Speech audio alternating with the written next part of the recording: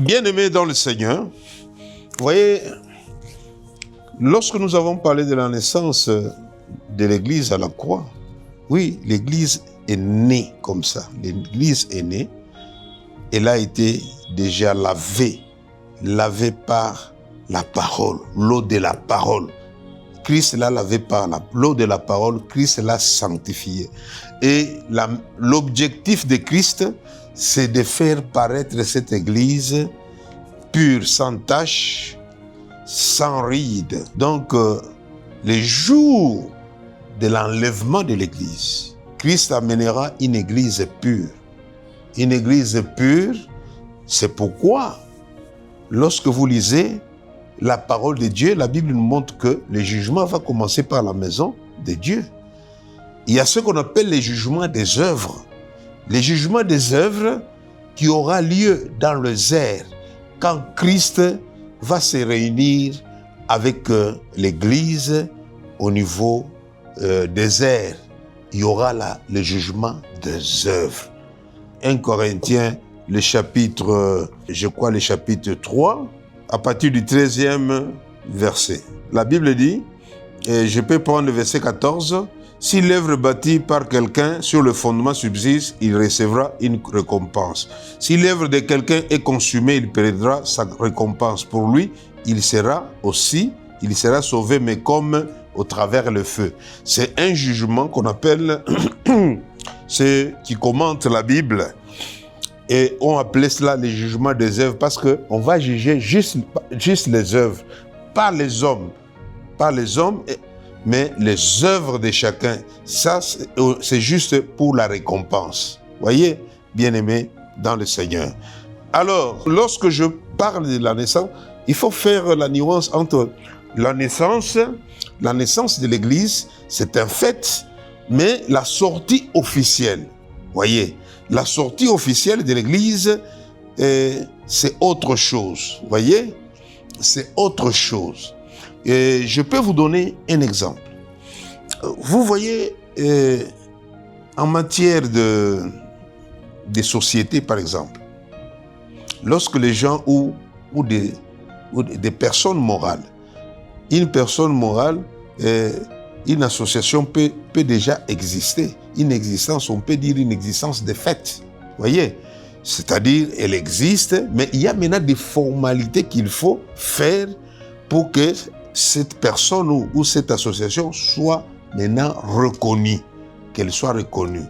Alors, l'Église aussi a existé comme un fait, ça a existé.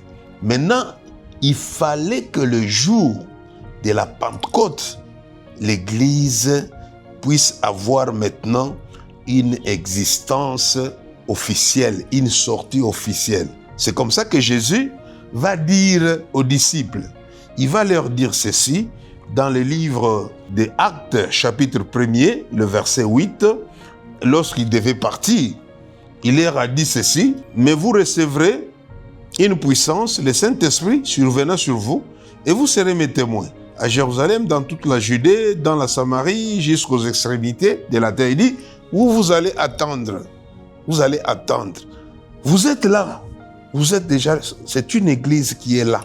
L'église est là, mais l'église n'avait pas encore reçu l'Esprit de Dieu. Bien qu'il avait soufflé sur eux, en leur disant, soufflez et recevez l'Esprit. Après sa résurrection, il avait soufflé sur eux. C'était une sorte d'un acompte. Vous voyez, comme quelqu'un qui veut se marier, il prédote. Il donne comme ça, quelque chose comme ça, pour soutenir cette église-là, lui donner la force d'attendre le moment, parce que pendant que Christ partait, il n'allait pas envoyer l'Esprit de Dieu le même jour. Il y avait un temps d'attente. Dans ce temps d'attente, les diables étaient là aussi. Les démons étaient là. Voyez. Alors il fallait communiquer une certaine force à cette église pour qu'elle puisse résister, de telle sorte que le jour de Pentecôte, l'Esprit de Dieu vienne maintenant rendre l'église quelque chose d'officiel, quelque chose qui avait une existence maintenant officielle. Voilà, je crois que je me fais comprendre auprès des enfants de Dieu. Donc, nous devons comprendre parce que lorsque nous nous référons à la création de la femme, comment la femme a été créée, comment l'homme était plongé dans un profond sommeil, parce que le profond sommeil, c'est la mort. Dieu a créé la femme et pendant que Christ était mort, Dieu a créé aussi l'Église. L'Église est sortie. L'Église est sortie de Christ. Mais le jour de Pentecôte, cette Église-là est sortie maintenant officiellement. C'est comme ça que le livre des Actes nous dit, le jour de la Pentecôte, dans le premier verset, ils étaient tous ensemble dans le même lieu. Vous voyez que le fait que le Seigneur avait soufflé sur eux en leur disant « Recevez le Saint-Esprit », ça leur a donné la force d'attendre pendant tous ces temps-là. Ces temps-là, c'était un jour déjà, c'était beaucoup. C'était beaucoup. Et ils sont restés ensemble jusqu'à ce que la promesse était là. La promesse était là. Et Jésus disait toujours, il vous est avantageux que je puisse m'en aller. Parce que si je m'en vais, l'Esprit de Dieu sera en vous. Voyez, l'Esprit de Dieu était avec cette église qui était en chantier, était avec eux. Mais ce n'était pas avantageux parce qu'il fallait que l'église reste et que, disons, que l'Esprit de Dieu reste dans l'homme, que Dieu habite dans l'homme, que l'homme soit le véritable temple de Dieu. Et vous savez déjà que du temps du tabernacle, et dans l'Ancien Testament, lorsque le Seigneur marchait avec Israël, il marchait avec eux. Et même les tabernacles, c'était la présence, c'était le symbole de la présence de Dieu au milieu des enfants de Dieu. Il marchait avec eux. Et quand il est venu dans ce monde, Jésus est venu dans ce monde, il est venu comme Emmanuel, Dieu avec nous.